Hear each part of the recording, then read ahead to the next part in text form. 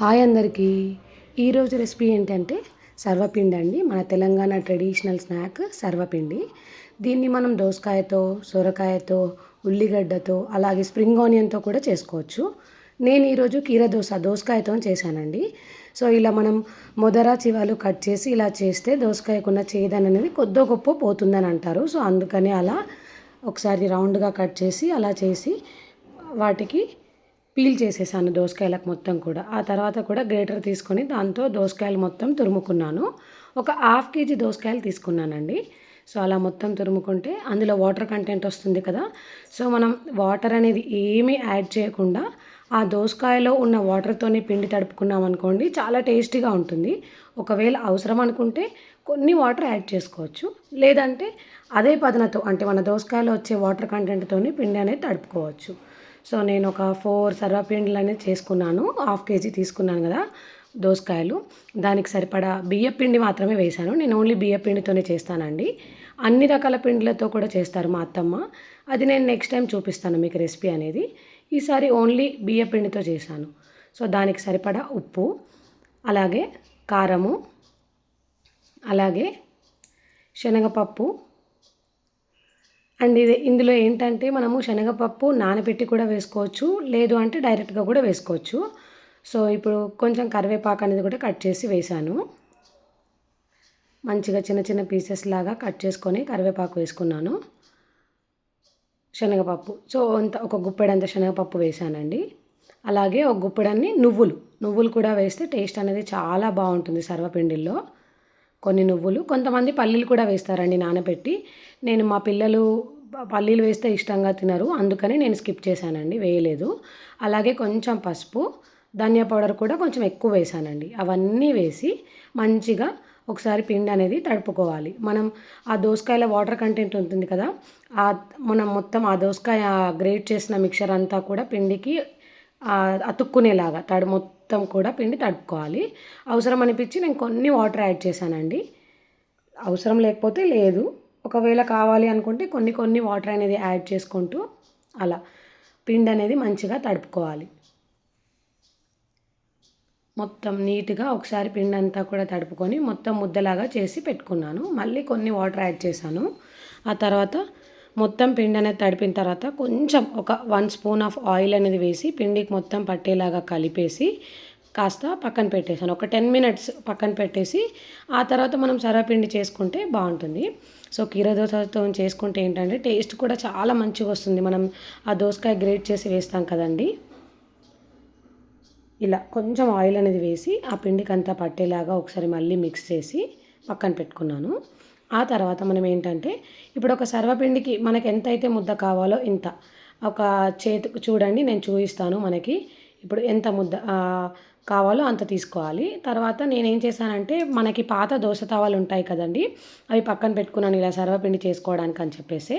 So ఒక 1.5 spoon of oil అనేది ఆ ప్యాన్కి రాసి మనకి సర్వపిండికి ఎంతైతే ముద్ద కావాలో అంత తీసుకున్నాను. నీట్గా అలా తీసుకొని ఆ ముద్ద అనేది ఆ ప్యాన్ పైన ఈవెన్గా స్ప్రెడ్ చేశాను మొత్తం కూడా. అలా చేత్తోనే స్ప్రెడ్ చేసుకోవాలి సర్వపిండికి, ఎందుకంటే బియ్యం పిండి కదా మెత్తగా ఉంటుంది మనకి. సో ఇలా నీట్గా మొత్తం స్ప్రెడ్ చేసుకోండి ఆ ప్యాన్కి. మనం కింద ఆయిల్ అనేది స్ప్రెడ్ చేస్తాం కదా, సో ఆ ఆయిల్ అనేది కూడా ఈ పిండికి మంచిగా తగులుకొని మంచిగా ఫ్రై అవుతుంది కింద ఆయిల్ వేస్తే. ఒకవేళ ఆయిల్ వేయకపోతే మనకు ఇబ్బంది అవుతుంది.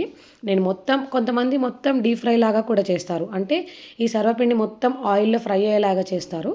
నేను అలా చేయనండి, ఓన్లీ ఇలా ప్యాన్కి ప్రెస్ చేసుకొని నీట్గా మొత్తం కూడా ఆ పిండి అంతా కూడా ప్యాన్కి ప్రెస్ చేసేసుకొని పెట్టి ఆ తర్వాత మనం సర్వపిండి ఉడకడానికి ఏం చేయాలంటే హోల్స్ అనేవి చేయాలండి. వీలైనంత వరకు ఎక్కువ అవసరం లేదు, చూడండి ఇలా హోల్స్ అనేవి చేసి ఆ హోల్స్లో కూడా మనం ఒక్కొక్క డ్రాప్ ఆఫ్ ఆయిల్ అనేది వేయాలి.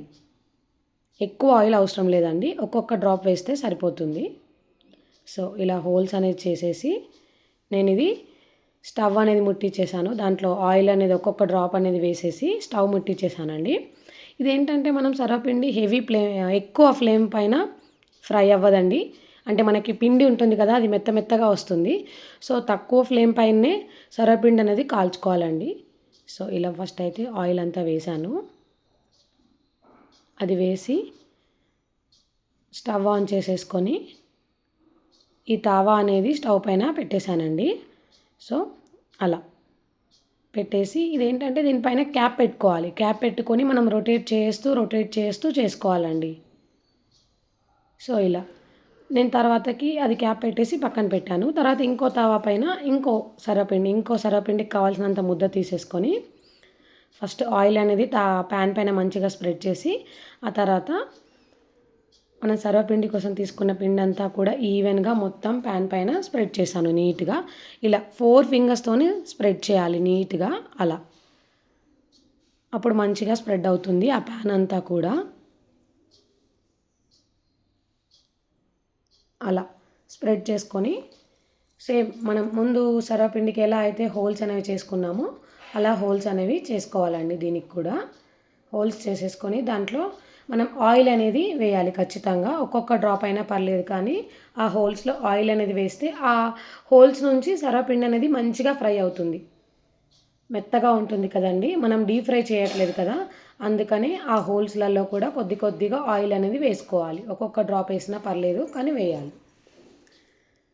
కొంచెం అది మధ్యలో పల్చగా అనిపించిందండి, అందుకని చెప్పేసి మళ్ళీ కొంచెం ఈవెన్గా అలా స్ప్రెడ్ చేశాను. అలా హోల్స్ అనేది చేసేసుకొని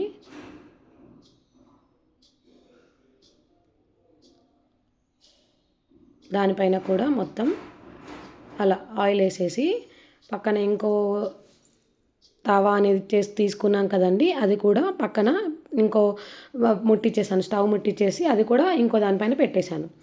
మనకేంటంటే సర్వపిండి వెంటనే అవ్వవు కదా, మెల్లిగా కాలుతాయి. అందుకని చెప్పేసి నేను 2 ప్యాన్ల పైన కూడా ప్రెస్ చేశాను. ఒకదాని తర్వాత ఒకటి అవుతూ ఉంటాయి కదండి, అందుకని చెప్పేసి అదొక సైడ్ ఇదొక సైడ్ పెట్టేసుకుని దీనిపైన కూడా క్యాప్ అనేది పెట్టేసుకున్నాను. లేదు అంటే మీరు ఈ క్యాప్ని కూడా షిఫ్ట్ చేసుకోవచ్చు అటు ఇటుగా. అలా ఈ క్యాప్ని అటు కూడా షిఫ్ట్ చేసుకోవచ్చు. వేరే క్యాప్ అయినా పెట్టుకోండి, లేదంటే ఇదైనా కూడా షిఫ్ట్ చేసుకోవచ్చు అండి. సో అలా ఇలా రొటేట్ చేసుకుంటూ మనం దాన్ని కాల్చుకోవాలి. సర్వపిండిని మనం మిడిల్లోనే పెడితే ఏమవుతుందంటే ఓన్లీ మిడిల్లోనే ఫ్రై అవుతుందండి, సైడ్స్కి అనేది ఫ్రై అవ్వదు. అందుకని చెప్పేసి సర్వపిండి అనేది ఎప్పుడు కూడా రొటేట్ చేసుకుంటూ అలా దీనిపైన కూడా వేరే క్యాప్ పెట్టేసుకున్నాను. అలా రొటేట్ చేసుకుంటూ కాల్చుకోవాలి. కాసేపటికి మనకి ఆ హోల్స్లో నుంచి అర్థమైపోతుంది సర్వపిండి అయినట్టు. ఒకసారి ఇలా తీసి చూడండి. సో ఇలా ఫ్రై అయింది, కానీ ఈ పక్కన చూడండి మనకి ఈ సైడ్స్ కనిపిస్తున్నాయి కదా, నేను చూపిస్తున్నాను వీడియోలో, అవి ఇంకా కాలలేదు. అందుకని చెప్పేసి దాన్ని ఇటు సైడ్ ఫ్లిప్ చేసేసి కొంచెం ఫ్లేమ్ ఎక్కువ పెట్టి ఇంకొక 2 మినిట్స్ అనేది ఉంచానండి. సో ఆ తర్వాతకి చూడండి మొత్తం మంచిగా కాలిపోయింది సర్వపిండి అంతా కూడా, కనిపిస్తుంది కదా. సో ఇంకా ఇది రెడీ అయిపోయినట్టేనండి. మనం ఆ స్టవ్ అనేది ఆఫ్ చేసుకొని సర్వ్ చేసేసుకోవచ్చు. సో ఒక ప్లేట్లోకి సర్వపిండి అనేది తీసేసుకొని గడ్డ పెరుగు తీసుకున్నాం. గడ్డ పెరుగుతో చాలా బాగుంటుంది సర్వపిండి. ఇంట్లో తోడేసుకుందేనండి. గడ్డ పెరుగు కొంచెం పికిల్ అనేది పెట్టాను, లేదంటే మనం టమాటో చట్నీ కూడా చేసుకోవచ్చు. నెక్స్ట్ టైం ఆ రెసిపీ కూడా చూపిస్తానండి.